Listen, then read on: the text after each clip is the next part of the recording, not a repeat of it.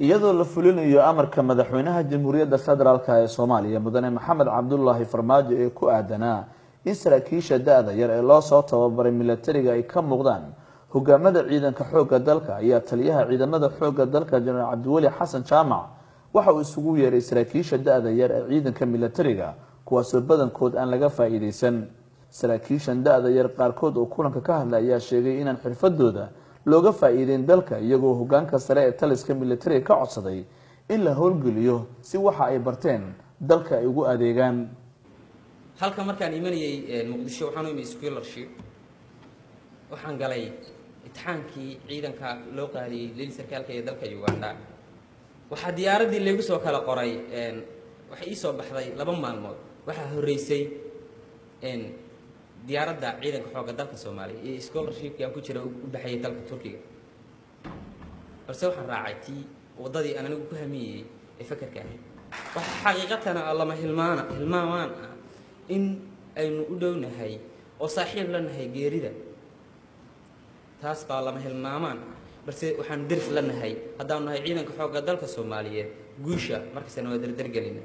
waxaan aaday Mareykanka markaan Mareykanka tagay oo wax bartay waxa la yaabay nin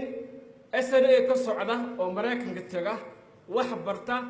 oo buundo fiican ka keena waxay leeyihiin ciidanka xoogga dalka Soomaaliyeed waxa laga gudbiyaa report qaldan waxa jira ma ahan aqoon ma lahan markaas ana meesha aan tagay aan buundo fiican ku baasay ayaa hadda waxa lagu barbaariyay oo la ii sheegay inaan Mareykanka iska joogo aan baxsado أنا وحنا هاي ما بحثنا يو أنا وحي صادر وطن وحي صادر SNA فمل كيجا يو قوس كيجا مصادرين وحنا مثلا يا SNA وحنا كشغلة سمعة SNA وحنا على أقاطي إن دلك دفاعه ما هنا دفاع قوس كيجا نفس الديدة وحنا بقى سبي أنا وحالة شرط كجت إن صولابته ودك كصولابته شقيه استيل وحنا ديار واحد inaan sheerjito u dhinto saraakiishan da'da yar oo badankooda heer jaamacadeed kuna soo tababartay dalalka Turkiga, China, Uganda, Masar, Suudaan, Mareykanka iyo kuwa kale ayaa ka codsaday madaxda taliska militariga inay qayb muhiim ah ka qaataan dhalinyaradan dagaalka ku wajahan kooxaha nabadiidka si u hubiyaan rabitaanka shacabkooda ee ku aadan inuu nabad ku noolaado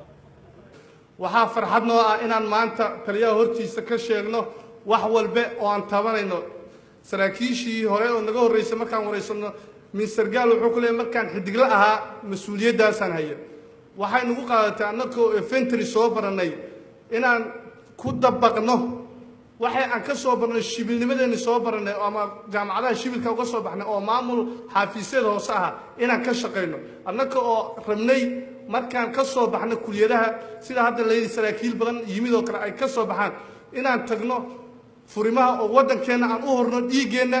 maadaama aan rabitaankeena ciidanka ku soo galnay marka dib u raacday taariikhda xoogga dalka Soomaaliya oo si akhrisid waxa aasaasay dhalinyaro uu ka mid yahay Allah naxariistay General Daawud ma ka liidana General Daawud waxa laga yaabaa xilligaa inay secondary ahaayeen maanta waxa naga buuxa jaamiciyaal master rag ah baan ugu jira hase ahaatee maana helin fursadeeni meeshii aan ku qaban lahayn positionkii aan ku qaban lahayn iyo welibana xilliga aan qaban lahayn oo duruufta ay sunno masaamixin noo heeli oo aan u heelina dalka si aan u noqono ciidamada dalka Soomaaliyeed awoodooda soo saara calankoodana u istaago dalaan ciidan lahayn ma istaaga taliye waan arag waxa dalku ka dhaqaaq weynay waan xusuustaa waana nood gareeyay waana hayaa aqoonta wax lagu dhisay wax lagu asaasay taliye hadii naloo siiyo fursad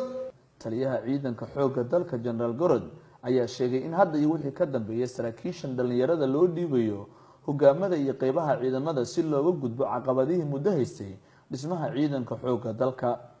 aad baan ugu faraxsanahay inaan muxuu ahaa la kulmo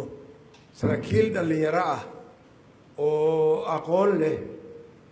oo haddana muujinaya waxa ay qabaan wadaniyad hadday tahay iyo aqoon hadday tahay iyo sida ay u arkaan inay wax u qabtaan waxaa la sii wanaag kala madaxweynaha jamhuuriyadda federaalka Soomaaliya Maxamed Cabdullaahi inuu i weydiistay inuu arko saraakiil dhalinyaro ah oo iyagu hoggaanka ciidanka xoogga dalka Soomaaliyeed ka dhex muuqda marka dareenkaanu waan qabay waxaa iswaafaqay dareenkii anigu waan qabay iyo kii isagu uu qabay waa iswaafaqay laga bilaabo hoggaamada ilaa horin ilaa koox waxa weeye saraakiisha yar baa ka dhigayna haddii la yiraahdo ayaa ka dhigaya